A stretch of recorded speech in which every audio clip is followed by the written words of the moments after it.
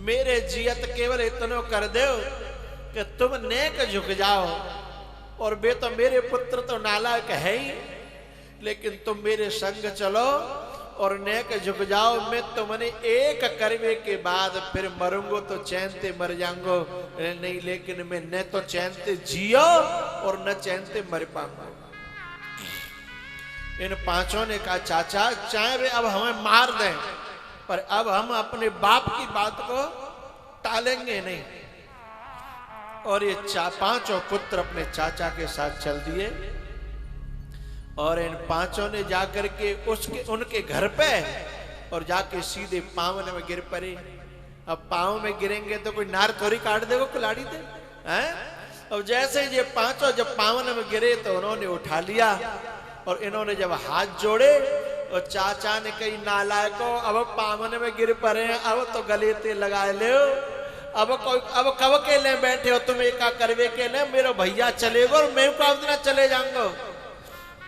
यदि नेको मेरो अंश तुम में होए तो इनको क्षमा करो और अपने गले पे लगाओ। और इतने पे वे मर गए। 5 और 4 9 भैया एक हो गए। तब जा बूढ़े ने कही कि अब मेरी आत्मा ठंडी है गई, मेरे भैया एक ही प्रार्थना है, मैं तुम दोनों को बापू एक रहियो तो तुम बहुत आगे बढ़ जाओगे, और फूट रही आपस में तो तुम्हें कोई पूछने वाला नहीं है। तुम 9 का बल तो सोचो कितना हो जाएगा, सारी दुनिया तुम्हारे चरणों में झुक जाएगी। उन 5 और 9 को मिला करके मेरी प्रार्थना है बड़े भैया, आप अपनी खातिर नहीं सही, अपने बड़े बूढ़ों की खातिर एक रहने की कोशिश करना। एक हमारे बड़े बूढ़े, हमारे पितर, हमारे गुरु, हमारे बड़े जितने हैं ना, वो सब तुम में एक चाहते हैं। तो मेरी प्रार्थना युवाओं से एक रहने की कोशिश करना, और माताओं से प्रार्थना है कि वे इनकी मदद करना। भरत चरित्र से यही हमको शिक्षा मिलती है। कोशिश तो केकई ने बहुत करी ना अलग करवे की, केकई ने अलग करवे की कोशिश तो बहुत करी। देखो भैया, मां आदरणीय है, मां पूजनीय है, लेकिन फूट डालने वाली बातें मां की भी अनुकरणीय नहीं है, माननीय नहीं है। समझदार व्यक्ति को चाहे मां ही क्यों न हो, उसे फूट वाली बातों को कभी मानना नहीं चाहिए। उसे ये समझना चाहिए मेरी मां है, अच्छी बात है, लेकिन है तो नारी स्वभाव, है तो नारी स्वभाव। इसलिए मां पूजनीय है, आदरणीय है, लेकिन मां की जो बातें हैं सब जो फूट वाली, वो अनुकरण करने के योग्य नहीं है। भरत ने यदि केकई की बात मान ली होती तो रामायण में भी महाभारत होता। भरत ने केकई की बात मान ली होती तो रामायण में रामायण नहीं होती, रामायण में महाभारत हो जाता साहब। महाभारत जैसा ही प्रसंग रामायण में भी तो आया। जैसे दुर्योधन, धृतराष्ट्र और गांधारी अपने हक के लिए लड़ना चाहते हैं, ऐसे यहां केकई भी अपने हक के लिए लड़ना चाहती है, अपने बेटे के लिए। लेकिन बेटा दुर्योधन नहीं है, बेटा तो भरत है ना, है, इसलिए उसने महाभारत को रामायण बना दिया साहब। अरे भैया,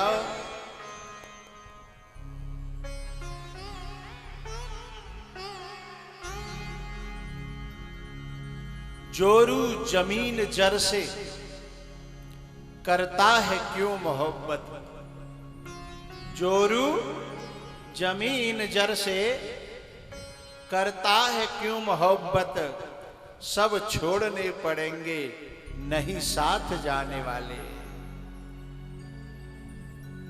अपना किरदार ऐसा करके, हमें ये नाटक मिले हो जा दुनिया में, किरदार कहते हैं इसे, किरदार चाहे नाटक ऐसो करके जाओ, ऐसो करके जाओ कि सदियां तुम्हें याद करें कि हाँ कछु करके गयो। हाँ, छोटे छोटे स्वार्थों की पूर्ति के लिए अपने किरदार को खराब मत करना भैया। किरदार बहुत बड़ी चीज है।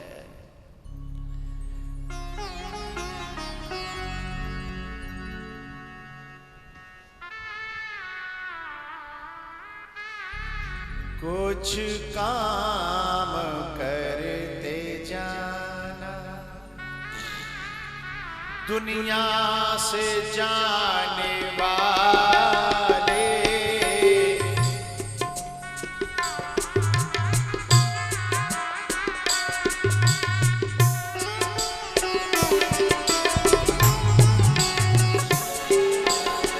कुछ काम करते जाना, दुनिया से जाने वाले जाते हैं रोज लाखों, जाते हैं रोज लाखों, बेकार खाने वाले जाते हैं रोज लाखों।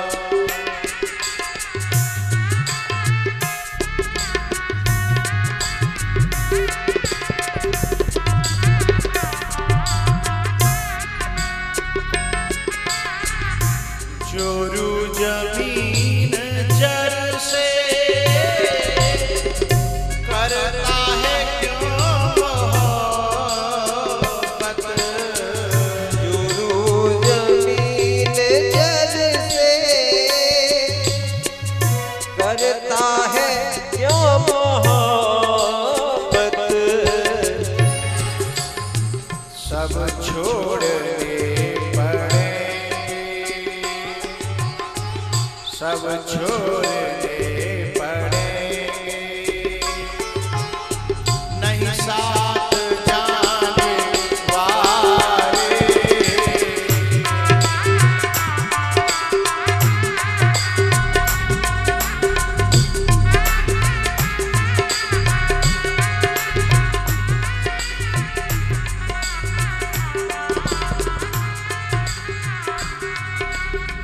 कुछ काम करते जाना, कुछ काम करते जाना, दुनिया से जाने वाले आते हैं रोज लाखों,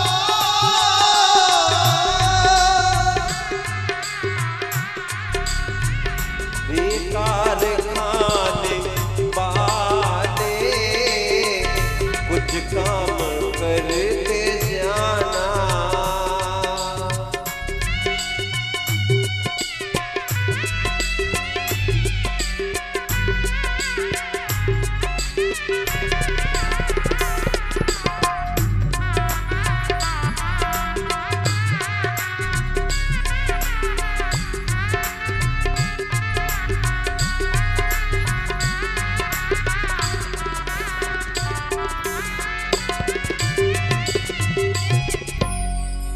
भरत जी महाराज के